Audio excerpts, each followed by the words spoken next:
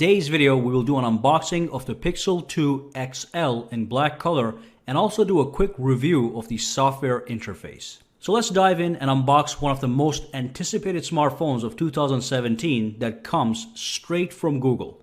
Alright, so let's raise the box, and as you can see, here's the Pixel 2 XL in its full glory and that gorgeous POLED display hiding behind the wrap. Let me just cite some quick specs. The Pixel 2 XL comes with a Snapdragon 835 processor, 4 GB of RAM, and a 6-inch POLED display that rocks a 1440 by 2880 screen resolution and 536 pixels per inches. These numbers are quite satisfactory compared to other flagships on the market. Now let's do a quick tour around the Pixel 2 XL, but before that, let me show you what you get in the box with your Pixel 2 purchase. So as you can see, you have all the standard stuff with a few additions. You obviously get the Pixel 2 XL, a USB Type-C 18-watt wall charging plug, USB-C to USB-C cable, a USB-C to 3.5mm headphone jack adapter, a quick start guide, and you get a little USB-C to regular USB adapter. Now let's do the tour around the Pixel and check out the hardware. On the front, the highlights is the 2 stereo speakers that are going to make a lot of people happy. One of them is on the top and one of them is at the bottom. On the right side, we have a power button and the volume rocker underneath it.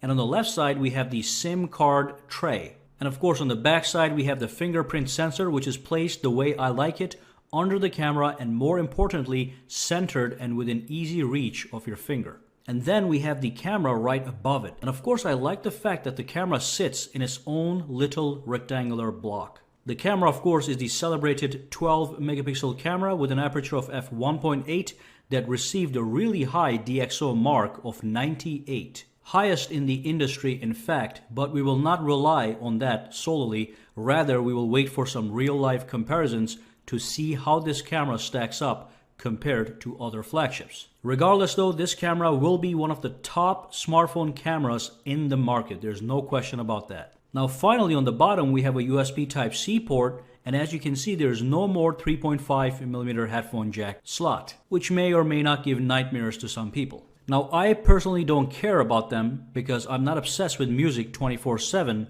but I know some people do care. Luckily, we have a little adapter for backwards compatibility. And of course, my opinion on the overall build of this phone is favorable. It feels expensive, it feels solid. It's not built with full glass, nor it is as shiny as some of the other smartphones out there, hence it doesn't attract too many fingerprints on the rear. However, the Pixel 2 XL does not have wireless charging. Anyway, let's dive in now and take a look at the software. Alright, so here's the home screen of the Google Pixel 2 XL, and here's the wallpapers that they've been talking about that are kind of live. So as you can see, at the bottom here, you're going to see the actual waves on the sea. Now you can go in here, if you press and hold, you can go to wallpapers, and then you can scroll to living universe, and you have access to a bunch of other wallpapers that have the same kind of real live effects. For example, if I tap on this one right here, as you can see, there's a bunch of birds that are flying on top over here, and then you get the zoom in feature. So let this set this as a wallpaper, and as you can see, it's very quick to be set. And even after you apply the wallpaper, the phone doesn't seem to lag. It's pretty quick. This is the app tray, by the way. From the top, you can search apps. Over here, you have recently used apps, frequently used apps, and then here you have all the apps that you download right over here. You can tap this to go home. You can tap that button to access the recent screen and swipe the apps away, just as usual. And if we tap this one over here, we can tap that, and that's the phone dialer. So let's take a look at the settings notifications panel. So let's pull it down. If you pull it one time, this is what you see.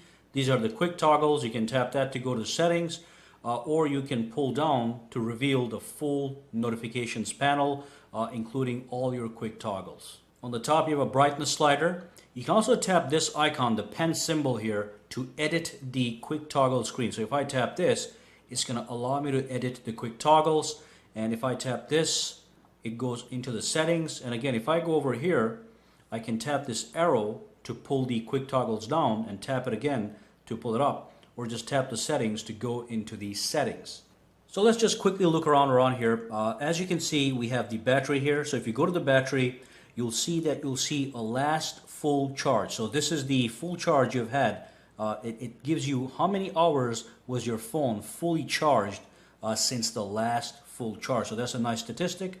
And you have all these options at the bottom. You can turn on battery saver. You can turn on the battery percentage meter that shows a percentage meter on the top. And you can actually enable adaptive brightness, which just means automatic brightness. And if you scroll down, it'll show you which app or service is using most of your battery life. If we go back here and go to display, there's a bunch of things here that might be new. That are actually new for the Pixel 2. As you can see, you have the night light. That's the standard feature. Adaptive brightness is a standard feature. You can access the wallpapers from here as well. And you can tap on advanced. And the thing that you're going to see that is actually new is at the bottom here. It's called the ambient display. This is the always on display. Now when you tap this guy, you have a bunch of options. You can actually have it enabled, and if you do have it enabled, even when your phone is turned off, you're going to see a display that is on all the time. It's going to show you the time, it's going to show you the notifications, and other information that I'll show you in a second. It is saying here that it's going to increase the battery usage, so use this carefully. You can always double tap on the screen to check the phone, and you can also lift the phone to check the phone. Let me show you what that means. And over here you can enable notifications. If you do get notifications, do you want to see them on the ambient display or not? You can turn that off if you don't want it, or turn it on.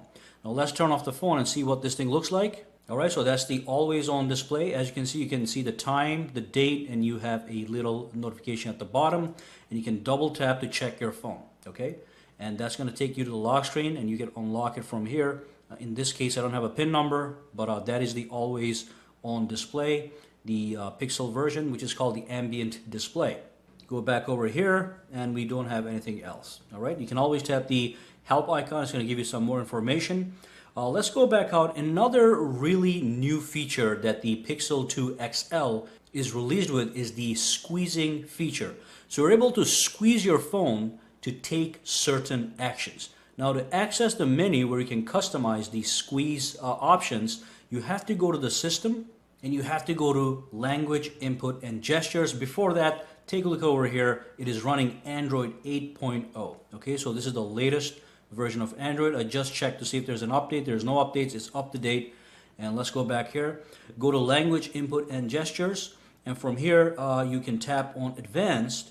And then at the bottom, you have what is called the active edge. So this is basically what allows you to squeeze your phone and actually access functionality such as launching your Google Assistant. So if you tap on it, it's going to go into the detail menu. And as you can see, you can squeeze for Assistant, that is the Google Assistant. You can allow this to happen when the screen is actually off. And you can also squeeze for silence. So if somebody's giving you a call, you can squeeze your phone and it's going to silence that phone call. And of course, in every other scenario when somebody's not calling you, if you do squeeze your phone, it's going to bring up the Google Assistant. And from here, you can actually check up on the squeeze. You can modify the squeeze sensitivity. So you want to lightly squeeze the phone to bring up the options, or do you want to firmly squeeze the phone to bring up the Google Assistant? And of course, if I'm holding the phone in my hands, I can give it a test drive. If I squeeze it, as you can see, it actually shows you that the phone is being squeezed, and you can launch the Google Assistant from here. I did not set up Google Assistant yet, so it's not going to show up. Again, let me give it a squeeze, and you can see the little feedback on the screen here. Okay, so this is the screen where you set everything up. All right, so let's move on to other stuff. And going back to the home screen, again, everything is as usual. You know, press and hold to bring up the menu. You can add widgets from here. So we have all these preset widgets. Of course, as you know, with Android, you can download millions of other widgets. Go back out here. I already showed you the wallpapers. And of course, we looked at the living universe, but you have access to all these different wallpapers. Come Alive wallpapers, not bad, nice and crispy. Come and Play, these are more playful.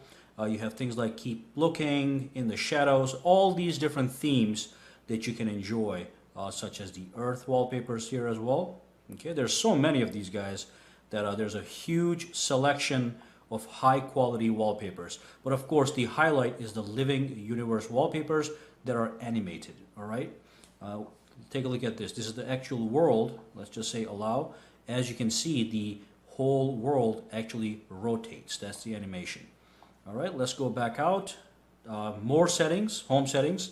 So you have a bunch of other things you can do. add icons to home screen when you download a new app, display the Google app suggestions, blah, blah, blah. Allow home screen rotation, which is, if you want landscape or portrait. All these things are right here. Okay, so that's basically a quick overview of the software functionality of the Google Pixel as well as the unboxing. And of course, that